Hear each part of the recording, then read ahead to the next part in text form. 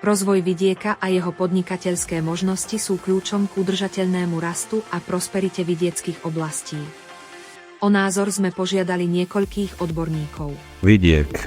Tento pojem je často povýšenecky, dehonestujúco až pejoratívne prezentovaný. Ale vidiek je miesto, ktoré na mape Slovenska zaberá 80% územia a žije tu 40% ľudí. Vidiek je rozhodujúci pre spoločnosť. Zabezpečuje potraviny, suroviny, energiu.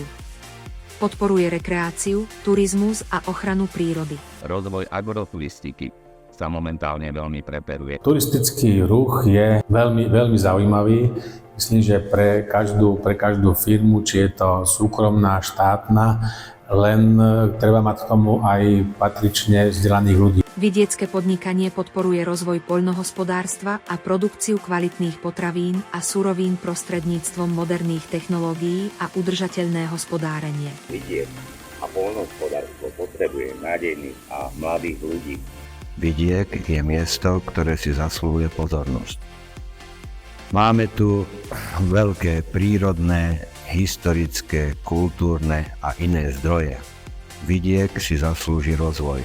Povedzme, tento náš región, Moravecko, Topolčianky sú predurčené na turistický ruch.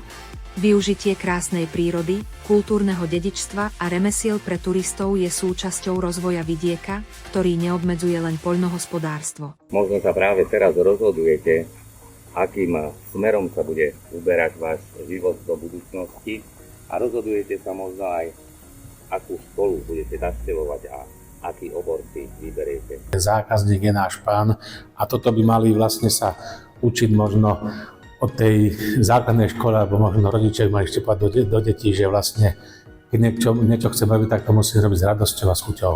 Študujte u nás a podporujte ochranu životného prostredia, zachovávanie prírodné dedičstvo a vytváranie pracovných miest pri rozvoji vidieka.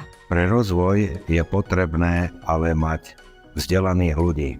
Vzdelanie v tejto oblasti poskytuje študijný odbor Podnikateľ pre rozvoj vidieka. Vaša voľba bude správna, ak si vyberiete práve tento rezort poľnohospodárstva, agrárny sektor a budete sa mu venovať. Ak vás zaujíma vidiek, príďte študovať na strednú odbornú školu Polytechnickú v Zlatých Moravciach. Poďte to skúsiť.